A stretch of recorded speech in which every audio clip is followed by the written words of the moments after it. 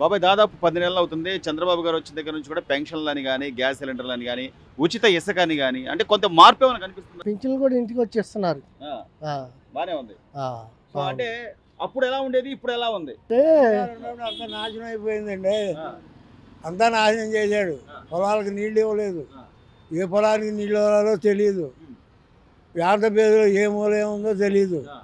చంద్రబాబు నాయుడికి 40 సంవత్సరాల పైన సీనియారిటీ. మరి అవకాశం ఇచ్చాను, ఒక అవకాశం అంటే అందరూ కలిసి పోయినసారి 151 సీట్లు ఇచ్చాం. మరి ఇస్తాడా? చెప్పడం వారం చెప్పాడు కదా. ఏ పని కరెక్ట్ చేయలే, డ్యాములు కరెక్ట్ చేయలే, పొలాలకు నీళ్ళు ఇవ్వలే. పేద వాళ్ళు ఏడిపించు తిన్నాడు. చెత్త పన్ను వేస్తారు ఎవరన్నా?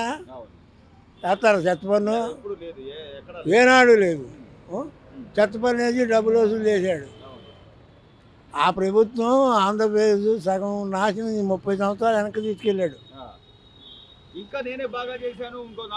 అని అనుకుంటాడు ఆయన. అనుకుంటాడండి, నేనే బాగా చేసిన అనుకుంటాడు. మందు కొట్లు పెట్టాడు.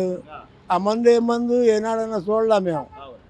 ఇప్పుడు అదే మద్యం కుంభకోణంలో కొన్ని వేల కోట్లు చేతులు మారినాయి అని చెప్పి ఇప్పుడు మేము పొద్దుగూలు కట్టుబడతామండి. సాయంకాలానికి తాగుతాము. ఆ మందు మంచిది కాదు కదా. తెలియదుగా. ఏదో ఒకటి ఇవ్వయా అంటాం, తాగటమే. వయసు కుర్రోళ్ళే చనిపోయారు ఆనాడు.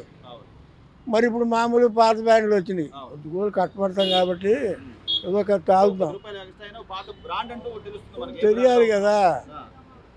మ్యాగ్నాసో, ఎంసీ బ్యాందో, ఎంసీ విచ్చుకో అదేదో రంగులు కలిపి నీళ్ళలాగా తెచ్చి వయసు కుర్రోళ్ళు ఎంతమంది చనిపోయారండి. మీరు అన్నట్టు బాబాయ్ అమరావతిని విధ్వంసం చేయడానికి లేకపోతే నాశనం చేయడానికి 3 రాజధానులు అన్నాడు. 3 రాజధానులు ఏమైనా చేశాడా? అప్పుడు అసలు అమరావతి పరిస్థితి ఏంటి బాబా? అసలు ఒక్క రాజధాని కడుతుంది ఆయన వల్ల కాదు. 3 రాజధానులు అన్నాడు. ఇప్పుడేంటి వైజాగ్ వాళ్ళు విజయవాడ వాళ్ళు తనుకోవాలా? పుకారు ఎత్తినాడు ఇక్కడ. మా వైజాగ్లో రాజధాని వద్దండి, మాకే కావాలని వాళ్ళు కూడా ఎగబడితే కృష్ణా జిల్లా వాళ్ళు వైజాగ్ వాళ్ళు తనుకోవాలిగా. కనీసం ఇసుక ఉచితం చేశారు, పనులు దొరుకుతున్నాయి, ప్రతి వాళ్ళకి పని ఉంటుంది. బంగారంలాగా పనులకి వెళ్ళేవాళ్ళు ఈ చిమ్మిడి పని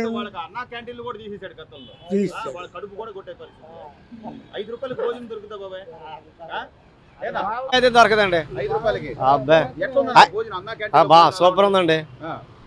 ఆయన చంద్రబాబు నాయుడు చెప్పారు ఏమండి, అన్న క్యాంటీన్ పెట్టు, మీ నాన్న పేరు పెట్టుకో, నీకే మంచి పేరు వస్తుందిగా అన్న. సరే అట్లా మా దగ్గర చంద్రబాబు నాయుడు 10,000 ఇల్లు కట్టించుకోండి, ఈయన 35,000 కట్టించుకోండి.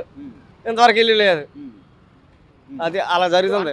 గతంలో నేను అది చేస్తా ఇది చేస్తా, నేను ఉన్నా, నేను విన్నా, ఇన్ని మాటలు చెప్పిన జగన్మోహన్ రెడ్డి కనీసం ఏనాడైనా ప్రజలు ఏమి చేయలేదండి. ఇక కాకపోతే అమ్మఒడి వద్ద ఇది 45 సంవత్సరాలకి ఎందుకండి, ఎందుకు 45 సంవత్సరాలకి వద్దా పింఛన్? అది తప్పులేదు, అదే తప్పులేదు. ముసలికి ఎవరు అలా గడిచిపోతుంది.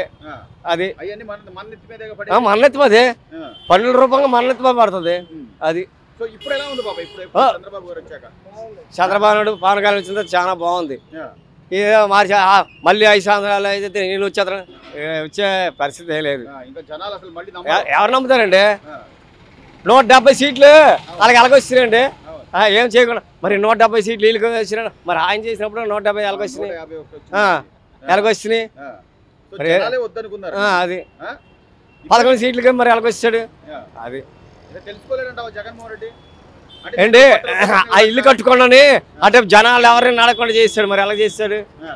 ఇప్పుడు మరి వదిలేసరిగా దారి అలాగే ఉంటది చుట్టూ. ఇప్పుడు పర్వాలేదు, బాగానే ఉంది.